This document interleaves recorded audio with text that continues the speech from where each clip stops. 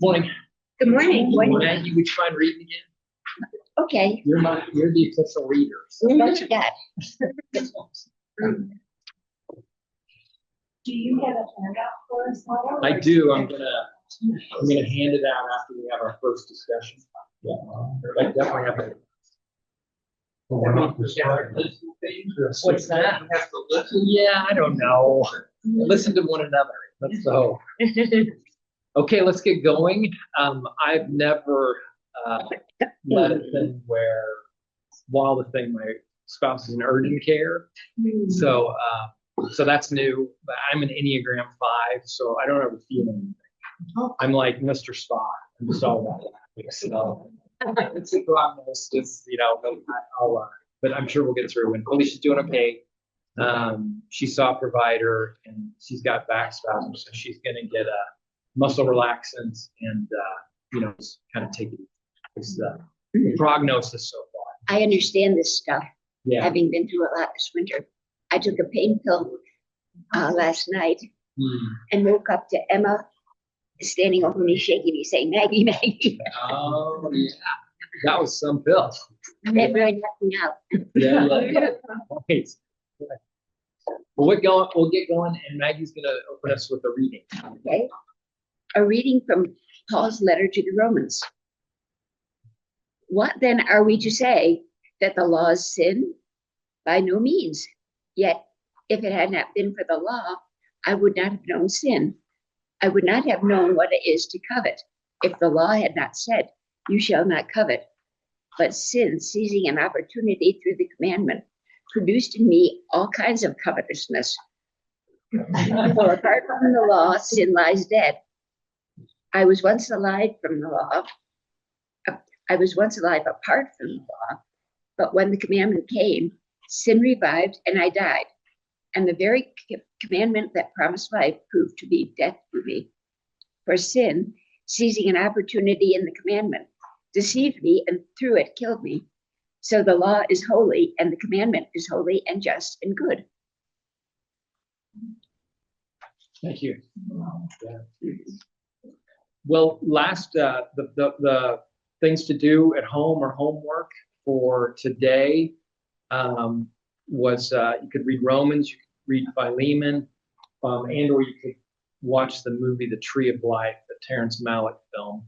And I'm wondering if anybody did that, and if so, what are your thoughts about what you participated in and what you engaged in? I started reading Yeah. Romans. Yeah. And I got through chapter 2 and remembered why I'm not a fan of Paul. Okay. No, okay, great. That's it. That's your that's what happened. Yeah. Yeah. How about anyone else? I didn't watch the movie, but I did read the reading. And I thought of things I hadn't thought of, which again may not be where you're sitting. But I'm sitting here thinking, Paul's kind of answering the question, can God be trusted? Because it's like Christianity, I think, at that point is still a movement within Judaism. Yep. As opposed to being sort of a separate entity. And you've got these folks within Judaism who's going, wait a second, Paul, you're inviting all these unwashed Gentiles into the tent. And you're telling them they don't need to do all the rules to be Jewish. Are you or God changing the rules? I mean, can God be trusted if you just willy-nilly change the rules or tell those Gentiles they don't have to play by the rules, but they still get to come into the tent? I mean, it seemed like he's trying to, and going through a lot of logical gymnastics to try to respond to that. Yep. Is God going to change the rules again? Yeah, and I'd say of all the communities, that was likely the one that was the most Jewish and Gentile. So he's directly addressing that in the letter. Right. Yeah. I love the little gems of Romans that kind of get dropped into the middle of all that rhetoric, and he's talking along and making these arguments, and all of a sudden he says something like, "Nothing can separate us from the love of God." It's like, Roseanne and I used that for our commitment ceremony as a reading because it just felt so true, so important. Mm-hmm. Yeah. Any other thoughts about one of those three things? Did anyone get to watch the movie? Yeah, I really encourage you to watch the movie. But that Romans by Lehman and this movie, The Tree of Life. I couldn't find it.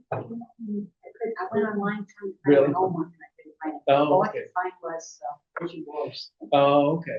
So it's out there? Yeah, it's so we're just reading Romans, reading Bible. It's actually in that each week in that Google folder. There's the outline for the most recent week, and yeah, that's good. Challenge. Yeah. It's called The Tree of Life. The Tree of Life is the movie. I read the review of the movie. I couldn't get the movie. So Sure. I could start out 10 videos. Mm-hmm. Yeah. It's something you have to rent. I saw the movie, Oh, you did? but when it came out, Yeah. and that's been a little while ago. And Yeah. I'm just kind of curious what you wanted people to look for, Yeah. what we were to be looking for Yeah. then, because I'm just visiting them. Yeah. Sure. Yeah. But I think you will like the movie. Yeah. It's a beautiful movie. Yeah, it is and I mentioned this in the group last week that I saw it when it came out, and it was in a very large theater, and it's about 2 to 2.5 hours. Mhm. And when it was over in a full theater, large theater, somebody just said, "What was that all about?" Yeah. You've heard him yell it. It's a parable, and I'll go ahead and wasn't going to do this until later in it. But this actually here I'll pass out that outline. It is a parable about what the film writer Terrence Malick describes as a parable about law or not law and grace, but nature and grace. So the way of nature and the way of grace.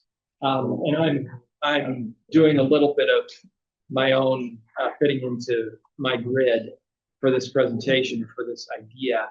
But the difference between living by law and living by grace, or nature being the same as law. And actually on the back page of the outline, this is how the movie starts. These are the first words of the movie, and this is why it makes the movie so abstract. There's this very abstract kind of shining image, and you hear Sean Penn's character, who is the older brother, but now as an adult. He says something like, "Brother and mother, you brought me here." And what he means is you brought me to understand what it means to live by grace. And then the film goes to an image of the actress is, I'm forgetting her name. But the actress as a young woman in a farm setting, and then her older voice is speaking over these images where it says, "The nuns taught us there are two ways through life, the way of nature and the way of grace. You have to choose which one you'll follow. Grace doesn't try to please itself. It accepts being slighted, forgotten, disliked. It accepts insults and injuries. Nature only wants to please itself and others to please it too. It likes to lord it over them, to have its own way. It finds reasons to be unhappy when all the world is shining around it and love is smiling through all things. They taught us that no one who loves the way of grace ever comes to a bad end. I will be true to you, whatever comes." And that's how the movie starts. And then it's really that the father in the movie represents nature. Like he's all about, I got to succeed in the world. I have like when he says, I have 27 patents, I've done my thing. I've succeeded. And he so wants his sons to succeed, his three sons. And so he's doing the best he can, but he's creating their home to be this kind of rigid, you have to live by the way that, I, the father, want you to live and you'll be successful. Whereas the mother represents grace and connection and empathy and understanding and fun and all the things that are about allowing space for us to grow, to be ourselves. And so the second son is clearly her favorite, but she says she loves all of her sons. It's the mother and that son that the older son, is kind of like learning from, but also he has the father influence. Mm-hmm. And at one point in the movie, he says that he is, that there's this war going on with him, or a battle going on with him between the father and the mother, between whether he'll live by nature or law or live by grace. And then there's actually a passage, it's just like it's not exactly the same as Romans 7, but the son is like doing you're hearing the son's internal thoughts. And he's talking about how I do what I don't want to do. And what I want to do, I can't do. And so it's just, I don't know, for me, it really is getting at what Paul is trying to do in Romans, is presenting these two ways of law and of grace, and that our calling for relationship with God and relationship with one another is to live by grace. And that doesn't mean that the law can't be a guide. That's what Paul gets at in Romans. The law can still be a guide. It can be helpful for us. And also, if we live our lives only by the law, then we are consumed by the law. And that's the most important thing, rather than the life that we have with one another. So that's what that was about. Does that resonate with you? Yeah. Remember that? Yeah. It's a long movie and it's very abstract, but I just didn't really help that. Yeah, sure. I know it's not technically within the Bible, say, Yeah. although it is, but isn't that what the Muslims are going through today? You can get to heaven through our God through no Jesus. Isn't that what they're going through in addition? I mean, just like the Jews did back then. Mm-hmm. I can't speak to that tradition as an expert. It does make me think about, though, within all the traditions, be it Christian or Jewish or Muslim or other traditions, other religious traditions, there are those in the tradition that see the tradition as another one of Rohr's talks. It's like these stages of growth or stages of faith. And for Rohr, the first three stages are all about kind of law, and we have to have the cup that keeps us kind of self-defined. But then and Rohr calls it the loyal soldier. We have to have the loyal soldier that lives by laws, because that's how I maintain self-definition and I say maintain identity. But it's a certain point, we just realize that his fourth stage is that we start to become more comfortable with mystery. Like it's not figured out. It doesn't mean that we don't need identity, we don't need the loyal soldier, but the loyal soldier becomes less important than this idea that like in the first session we talked about how Rohr and others use this phrase of the cosmic Christ, that that there is a generosity in the universe that we can't understand, or we try to give it language, but that language ultimately fails because it is God. God is generosity, and if we live by that generosity, we live by that unconditional acceptance, and we extend that to others, and we are living by God, Isn't what it God because- has for us. I mean, you can really simplify it by saying grace. That's right. Yeah. Yeah, every other religion thinks you have to, well, I don't know. Mhm. Yeah. You have to work Mhm. and take care of your sins and all that, where Christianity is just grace. Mhm. Well, I don't think the same language is used, but I do think that in the other traditions, there is an experience of devotion that transcends the law, the letter of the law that tradition is about. And like, is it in Judaism? Is it Kabbalah? Yeah. So like the Jewish mystic tradition, that is beyond. I mean, it still includes the law, but yet it's beyond the law in that they realize that God is bigger than the law. But no, and you don't have to look too far even in Christianity. Mhm. They talk a good talk about grace, but look at the Bible as sort of a constable's handbook. Yeah, right. Or Paul just is it's a new law. It's like the Very New much Testament so. law. I've always enjoyed Richard Rohr's Falling Upward. Yeah. Because it talks about that part of life, the blood, the sweat, the tears. Mhm. And then it goes into the next part of life where you really grab hold of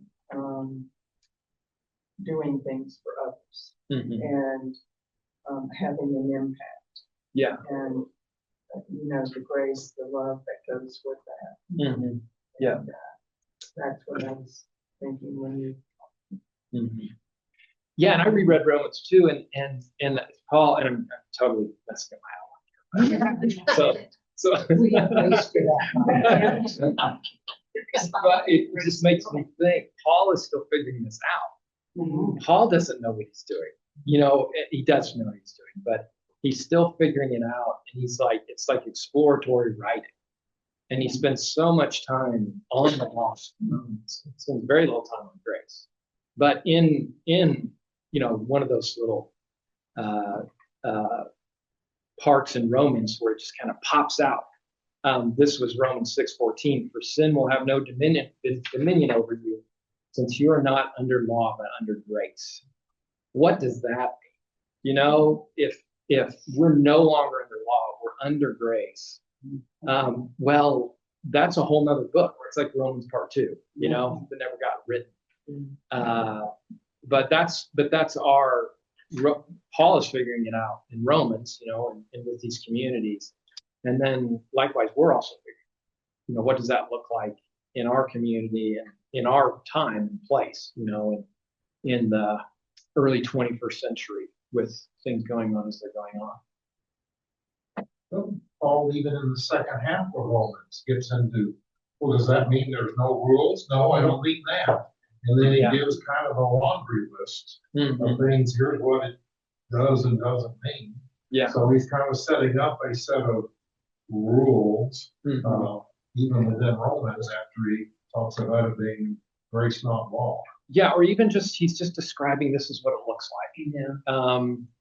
That we won't be, and he's not saying don't be jealous because, you can try as hard as you want, and that's not going to stop jealousy.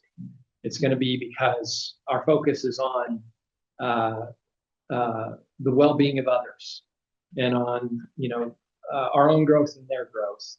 That's going to it won't eliminate jealousy, but it sure is going to limit it because I'm not looking at what the person has. I'm looking at what, we can be together, what that person can be, what we can be together. I'm sorry to open that up. No, that's okay. No, well, I think, Brent said is accurate. In each tradition, there's law and there's grace. And how do but we can only speak our own tradition. This is our opportunity to live in our tradition in a way that brings about, more so life by grace. There's yeah. something, Yeah. something else that you were saying about moving, which I didn't mention in my second one. The way of nature and the father wanting the work and the son to earn his way. And I'm reading this lovely book called Theo Goldberg. Yeah. Have you read that? Felicia. Yeah. It's fantastic. But there is one character in that book who's a father and is self-important about his business, what he does, like ego, such an ego. And he has a lovely daughter. He's very accomplished. And he just leans into her about that.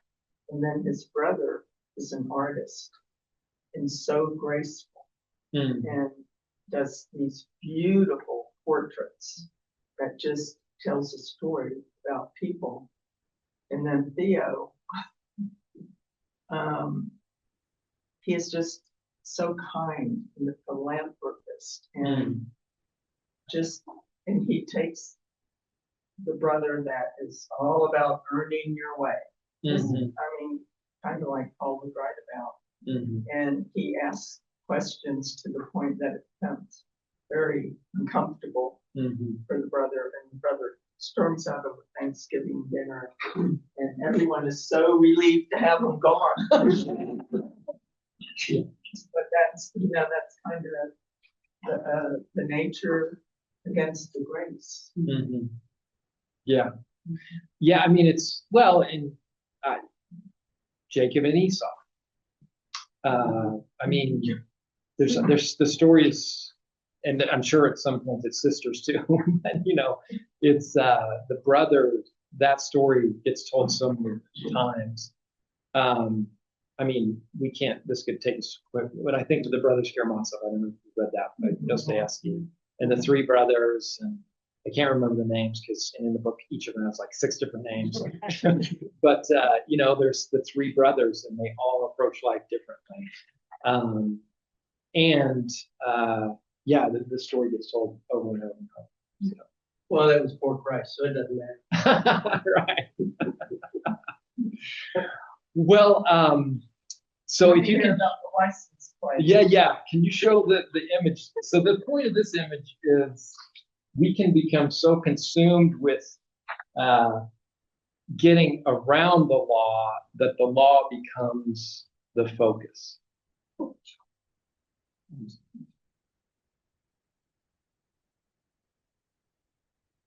Yeah, so this is actually an image of a license plate, and I just used it as a little visual on this person's primary concern, and this is none of your license plates, so. But this person's primary concern is to be able to break the law.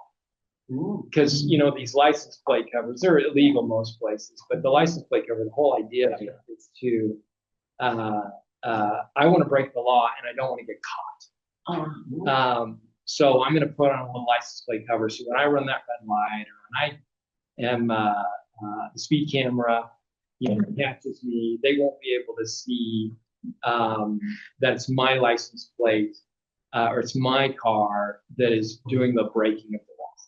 So, and I don't want to be in total judgment of this person, and I'm sure I do this 7 times per day myself. I'm trying to not break the law, but or I'm trying to get around the law. But the idea being that this person has put a lot of work into figuring out how can I break the law, rather than just keep the law. Just be nice, drive at a safe speed, think about the person in the car next to you, and let that be your guide, rather than I just want to do what I want, and I'm going to try to not get caught. It's hard for me to see that in the building with us. So it's just that there's a license plate there, and there's actually a plastic cover over it that obscures. So if they were going through a red light camera, the camera would be able to read it. Yeah. I wonder if toll cameras can. I did, that was just. I mean, I'm not gonna run out and buy one.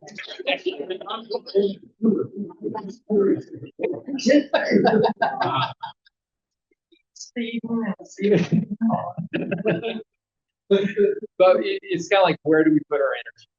Do we put our energy in trying to not be a good neighbor, or let's just put our energy on being a good neighbor? So, because can we? Well, any other thoughts about that? Like, can you think of any ways that you break the law? Day in, day out. I know. I mean, I know I speak. Yeah. Any other thoughts on that? Engine into the intersection when the light is definitely yellow. This is Colorado. That last one. Colorado law says it's illegal to enter an intersection if the light shows. Get out. They don't know that.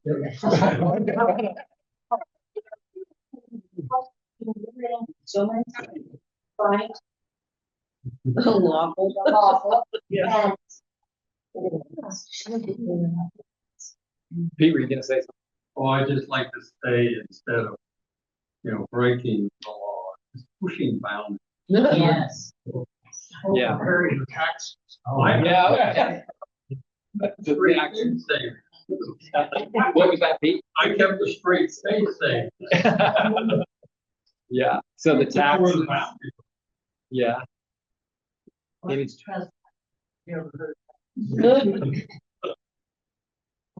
I've thought about how am I going to get around the water restriction? Well, we have zero escapes, so that means I wouldn't be using much water. It won't be such a bad.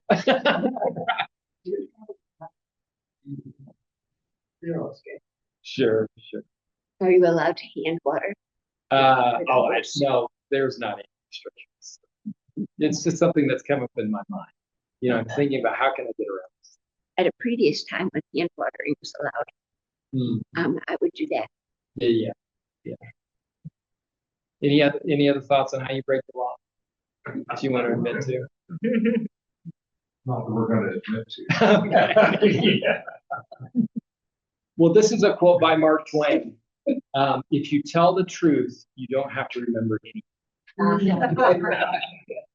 I mean, attributed to Mark Twain. Yeah. Well, but the point is, a person that's lying, they don't just have to remember the truth; they also have to start remembering the lies, because the lies are a new truth. They have to live in that space of remembering the lies that they're told, because if they don't speak out of that new space they created, they'll get caught.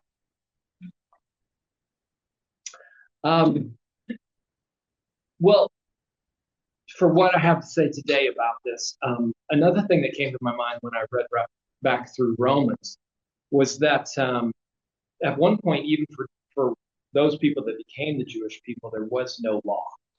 Like Abraham, Sarah, Isaac, Rebecca, Jacob, Rachel, Leah, there was no law. I mean, for them, it was this was a whole new thing where they had gotten into relationship with this thing that they called God, and they were trying to figure it out. What does that mean to be in relationship to God, and how do we live our lives out of it? And if you remember the Abraham story, Paul spends a lot of time on Abraham in Romans. If you remember the Abraham story, God calls Abraham to go, just to get out on a journey and there's no law, there's no real guidance. You can see this in some of those stories actually, where especially under Jacob, he was just a very dastardly fellow. But there was no law for them to go by. What they were doing was being in relationship with God. There was actually no law until Moses, and that just meant that under the first people in the story, they're just living by their common sense, kind of figuring it out. And I don't know that that would be considered grace, but it sure wasn't law. It was how are they going to live their lives in relationship to God and to one another. Part of the inspiration for this series on Paul was actually, I don't think it was a dream, but it was during the night. Maybe Felicia and I are started talking about it, but I had this thinking about the book Philemon. Does anybody know what that book is about? Can you describe what that book's about? It's Paul. He's talking to Philemon about a slave that had escaped from him named Onesimus. Sending it back, saying, accepting brother. Mm-hmm. Yeah. How would that relate to the law? Paul's asking Philemon. Mm-hmm. But at the time, in that setting, it was lawful. Yeah.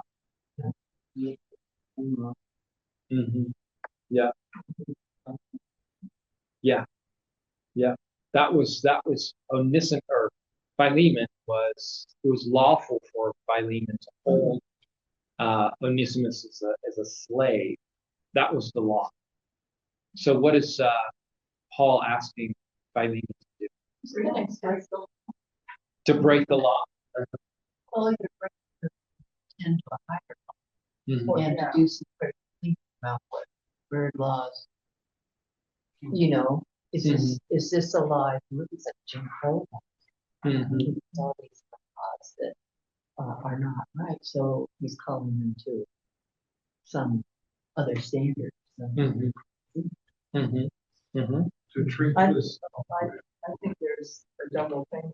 He's being asked to possibly break the law but apply grace Mm-hmm. at the same time. Mm-hmm. And I would say to treat this slave as a brother in Christ, Mm-hmm. which is going to be a subtly different relationship than the usual master-slave relationship. Mm-hmm. That's what we have to remember is that for how many thousand years people live thinking one thing, and all of a sudden Christ goes, no, all you have to do is grace. Mm-hmm. And everything is all of a sudden changing. Mm-hmm. And they all have to get kind of what do we just say? Mm-hmm. We have right. Like now. Uh-huh. What does that mean? Yeah. Yeah. Kind of like in the movie, right? Yeah. And I listened to on the video a guy that owns a company called Living Waters that goes around and explains grace to people, and it's something new to a lot of people. They just don't know what that means. Yeah. Any other thoughts about? Yeah. It's kind of a shift of paradigm too, thinking as a grade of 1 Catholic. I attended with me, I got this church colleges for undergrad. Not only that, I was a nun at the time. So here's these nuns going to this Methodist church. Well, that, I don't remember his name, Dr. Weber, who was professor of Man's person too. But he said, Catholics and Protestants, we look at life differently. You feel you are like a monkey that has to swings from tree to tree and hangs on to the mother because that's your safety net. Protestants believe more in the cat paradigm. The mother cat grabs the kitten by the neck and takes the cat to where it's safe. You know, I just thought that was kind of a cool image. I never thought about that.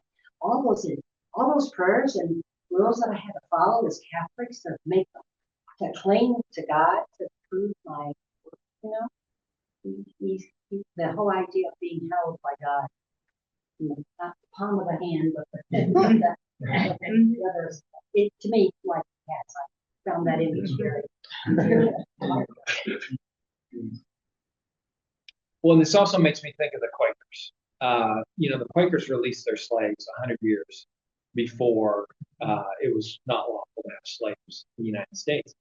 And it was because the Quakers, and others too, but the Quakers were definitely a center of energy for them, is they just realized that this was not the way that we should be as people owning people.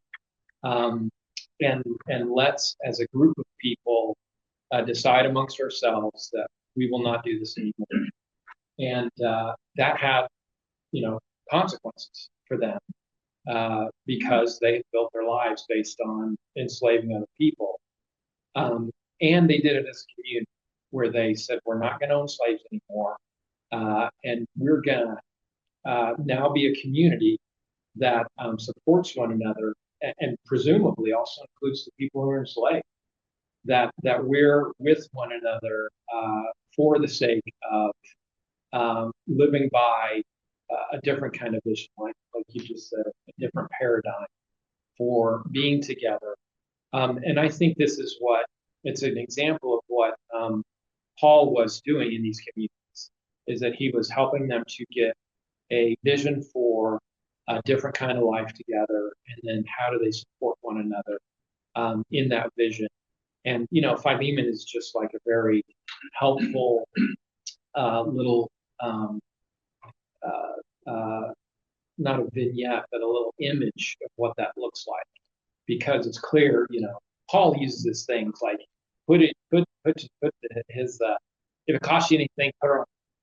I'm going to come see you soon. So, you know, he's like, so like, not passive aggressive, but kind of indirect.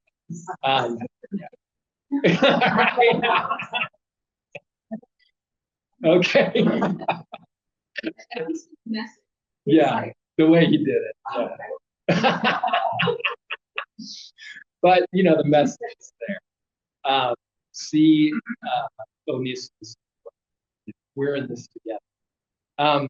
And this is part of where, but that's what I'd say is this idea of living by grace, is that it gives us a different image for what life is like, what life can be, and then how do we live into that, you know, on our own and with other people.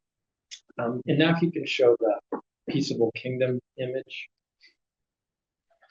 and how complicated this is, you know, first of all, to do this. So this is, can you double click it so maybe it'll This is a fairly well-known image you might recognize, but it's by, I don't know the great backstory of this, but the artist is Edward Hicks, and the name of the painting is The Peaceable Kingdom. So what he's trying to do is illustrate, there's a passage in Isaiah where, you know, the wolf is lying down with the lamb, the ox and the lion, the children are playing near snakes, and they don't get hurt. And so he's trying to illustrate this scripture passage, but it's really just a passage of, you know, everyone and everything is getting along. Like even I think the lion eats straw. That's what it is. The lion eats straw like the ox. And so you see the children, you see the wolf and the lamb. You actually see this kind of tiger, and it's funny little things. The eyes are like so surprised, like he's so surprised that this is happening. What is happening? Yeah, everything's getting along.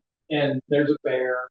And then actually back here is an image of William Penn and the early Quakers negotiating a peace with the Native American people in their area with the idea that their Commonwealth was Pennsylvania, that they could have a place to live in together with people that were there before them. But I think it's, and not to say that this is the only image of that life, but it's an image of life living by grace, and I don't expect us to let the lions out on the streets and to get along with one another, but to have that imagination of what life can be like, and then to live out of that imagination as best as we're able. And then back to the complication of it is, I was reading a little bit about the picture, and the Native peoples and Quakers did negotiate a thing, and then Penn's sons broke the agreement. William Penn's sons. Well, I want to know is, All right. Guess they're all vegetarians. Yeah, we can eat, get to heaven.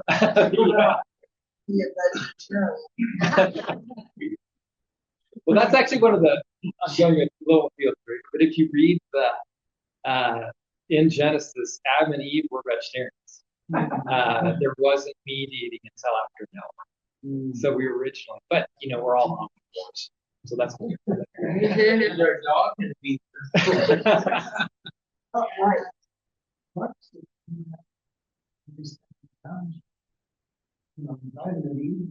Yeah. Yeah. Yeah. I'll So- go back. yeah. Yeah, sure. There's two things that caught my attention. One is I call as an elderly man, which I've never really thought of with Paul. And the other is when he's talking about how to treat Philemon, he goes,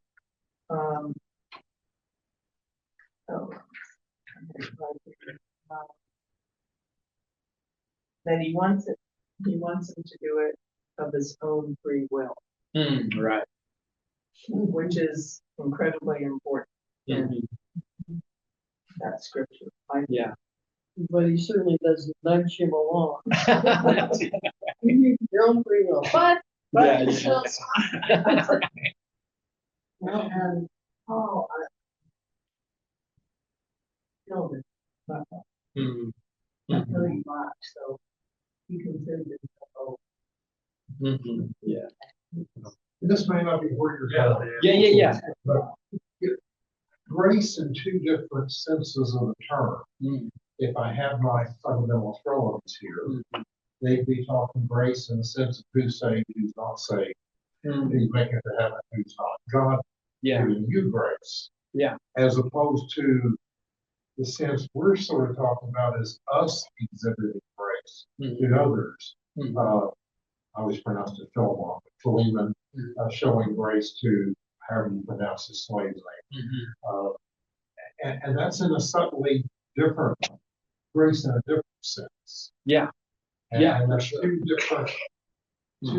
different, maybe very different senses of talking about grace.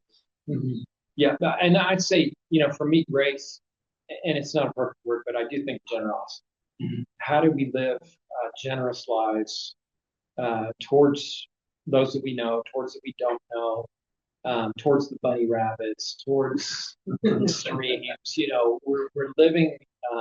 Well, in another image, it's if you're familiar with the author by the name of Walter Brueggemann, he talks about how in the Pharaoh Moses story, Pharaoh is the liturgy of scarcity, and then Moses is the theology of abundance. So do we live by scarcity? The scarcity of Pharaoh. Pharaoh, first they got straw for the bricks, and then no straw. Like it's more scarce. Whereas, the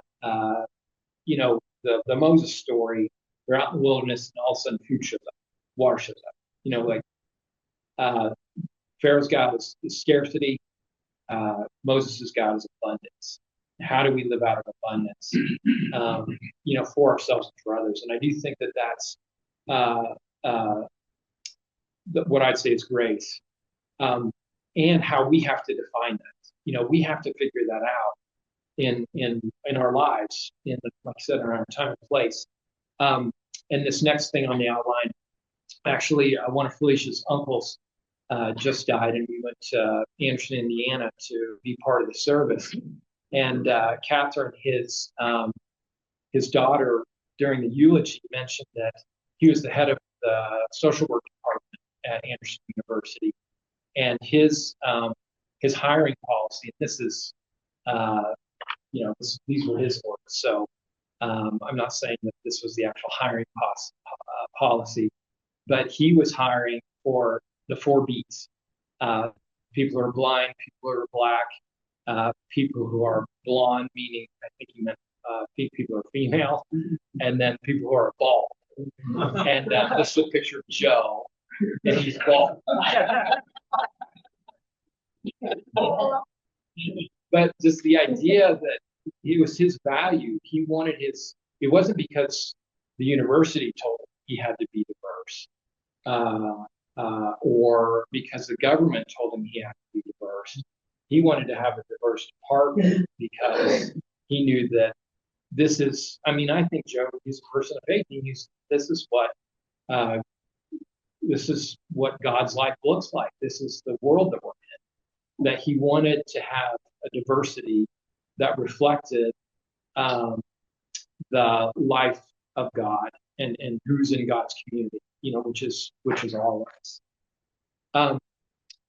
And mentioned earlier, I think that Paul spends a lot of time in Romans on law, not so much on grace, and that's a shame. But also, maybe all of his writings are about this. He's trying to help people live into the life of grace, in his own limited human way, because he's still manipulative and all those things. I do have a definition of grace here, and actually, Joe, in our conversation last week, Joe had mentioned about, grace is a tough concept to get for all of us. There are people that touch on it, speak on it, but this is actually, I'm sure most of you are familiar with this book, The Road Less Traveled by M. Scott Peck. It was like on the New York Times bestseller list for 60 weeks or years, some amazing amount of time. Yeah. I think it's still very good. Yeah, life is difficult. That's how the book opens. Yeah. But this is his definition of grace. Would someone care to read this? Amy, could you read it? Great. Grace is a powerful force originating outside of human consciousness, which nurtures the spiritual. We cannot touch this force. We have no decent way to measure. Yet it exists. It is. Are we to operate with tunnel vision and heart because it does not fit easily with traditional? To do so is good. I do not think we can hope to approach full understanding of the cosmos, of the place of humans within the cosmos, and hence the nature of humankind itself, without incorporating the phenomenon of grace into our conceptual faith.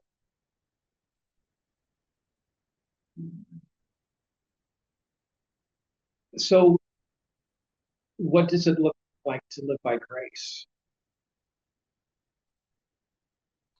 Well, something you said, we're not letting you off the Philemon. You used the word releasing the slave, his slave, and I was thinking, wow, I just never heard it before. Like, what if we started releasing things we had enslaved for our own comfort and for our own profit and for our own? And I thought, wow, kind of, that's challenging. I guess is what I was really thinking, but it's a different way of me thinking about what grace does. You release instead of holding on to the law. This is the way we should do it. And if you release that, what would happen? Things. I mean, that's all. Thank you. No, I think that's a response. What are the things that that we have for our own, like you just said, our own comfort that we could use in different ways. Even though it'd be okay, everybody accept that you keep these things, because it's what the culture is, but here Paul's saying, you at least treat him as a brother. Mm-hmm. Mm-hmm. Mm-hmm.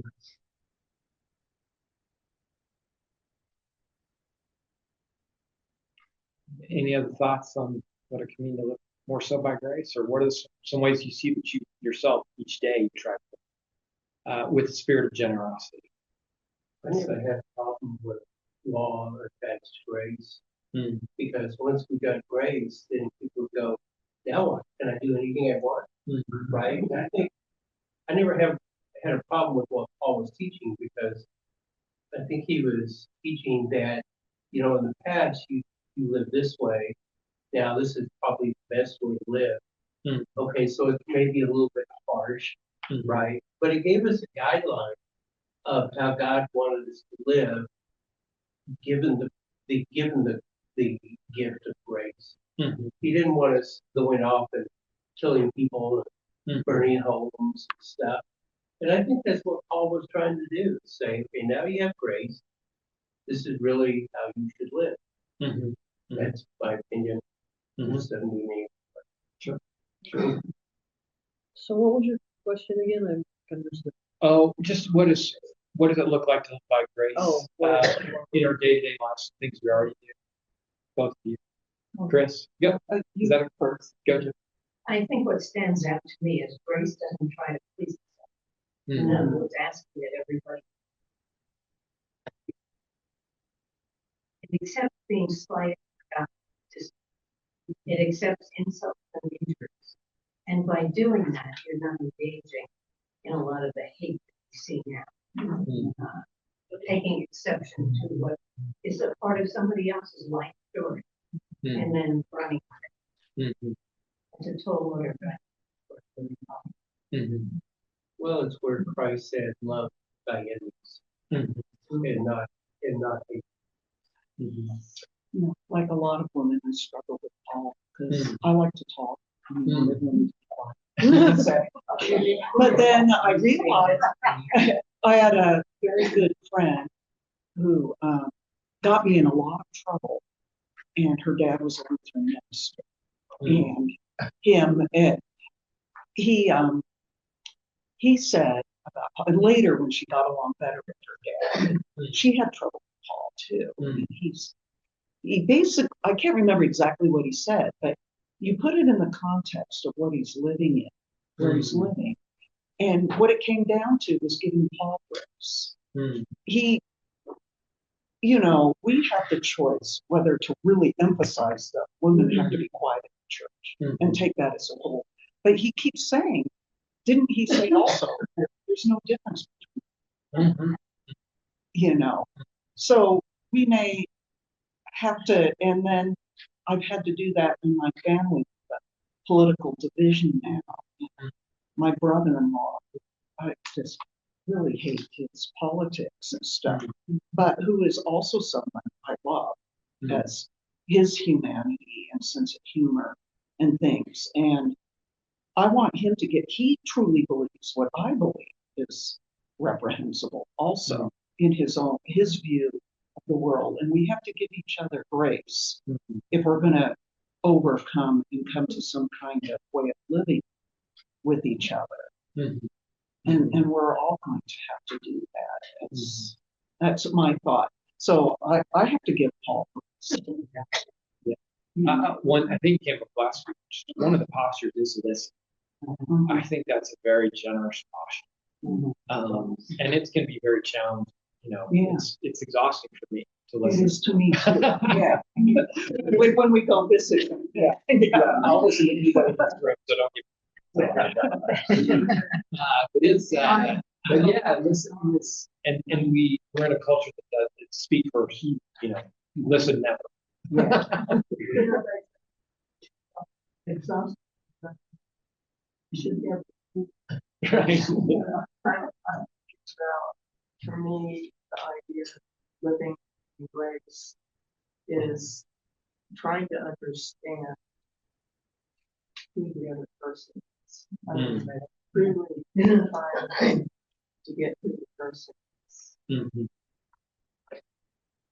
You can talk away. I normally like to sit back and Well, this is where, go ahead. Okay.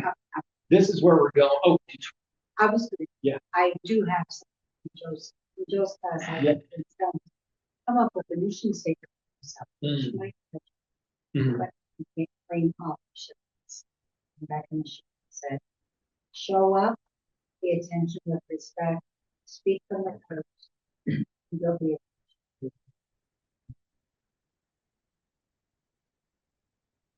attached. And you'll be attached. I think by grace has also a lot to do recognizing the grace I received. You know? So it's like when I feel like when I see somebody be kind to someone, kindness kind of makes me weak. You know, there's a sense of grace, you know, and it's like I received it, I want to give that. So it's that sense of it gives me great joy and moves me deeper to show grace because I Yeah. Well, this is actually where I want to go in the next couple weeks. If you're in for a couple more weeks, but I think this is the main question for us as individuals and as community is what does and I have actually on the outline, this is a conversation I want to have not next week, but the following week, is what does a community look like that lives by a countercultural outlook to Caesar as Lord and is in solidarity with those who are ground down by the way we live our lives now. Because this is what Paul is trying to do. He's saying to these communities, or he's helping communities grow in the idea that you might live in a culture that says Caesar is Lord, you know, power, dominance, violence, you know, all these things that Caesar was about. Your Lord is Jesus, and Jesus is grace, hospitality, welcoming, generosity, you know, all the things that we can do in the culture of Caesar as Lord, but our community is defined by these ways of being together. And how do we use our time and resources with that? And I think there's many things that St. Paul's and me personally already do to live by an outlook that Jesus is Lord. But we can always get better at that. We can always have greater imagination. I mean, in what you said. Well, what does that look like? How do we imagine that? Giving up control or using that control in a way that is even more beneficial, you know, of our neighbors. And how that does make us, I mean, we're already a kind of countercultural community, but that can even be more so defined. And I hope that we can have that conversation for our time together in 2 weeks on the 31st. But I think that, you know, next week will lead up to this. And the whole thing to do at home we'd like to do the upcoming week is reading 2 Corinthians, which actually is the sequel to 1 Corinthians. So he's revisiting the community. And a unique thing about 2 Corinthians is that a main theme is he is taking up an offering for their brothers and sisters in Jerusalem that are undergoing a famine. And so he was kind of helping them think about, well, how do you, what does your community life look like to be in support of the larger community? He was kind of imagining for them of a sort. And then you might already be familiar with Archbishop Oscar Romero. You might have seen this movie, but it's just Romero. And his life is made for the way that he interacted with, the Caesar's Lord people, the military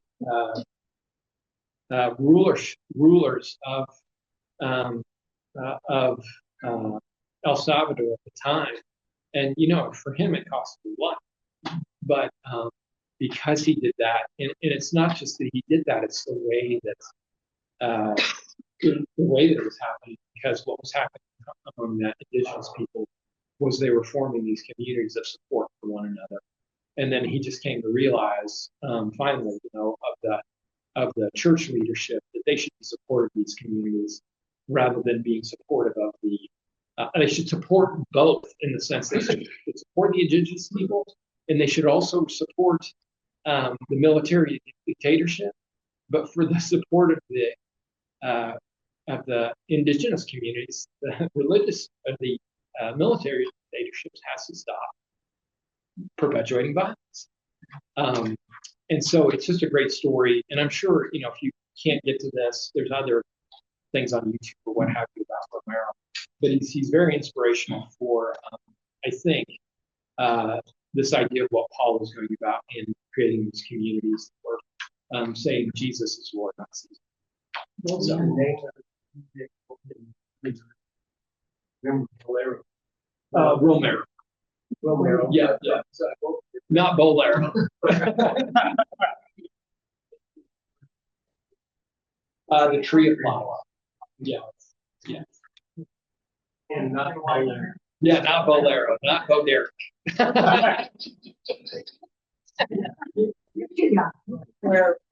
thanks for being here, and hope you have a great week. Maybe we'll see you again next week. Thank you.